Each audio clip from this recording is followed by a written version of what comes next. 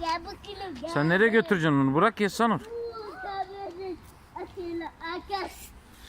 Yapma yapma ama. Günah. Kedi gitmiyor. Yesan nereye götürüyorsun? Kedi. Hadi köpeklerin yanına git.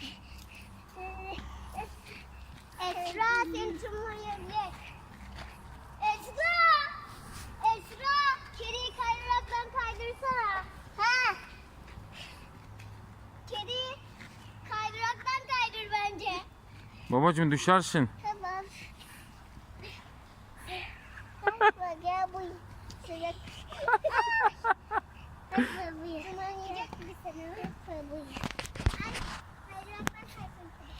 Hadi kucağına. Hadi kaydırak. Tut. Hadi kaydırak. Gel buyur. O kaydıraktan değil. Esra hadi kaydıraktan kaysın.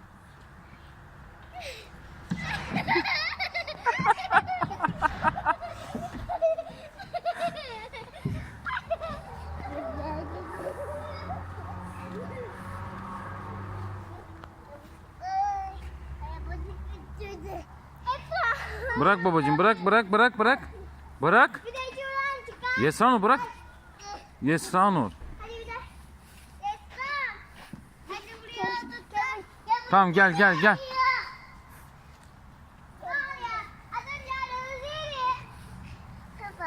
Tamam bırak babacığım kediyi bırak aşkım.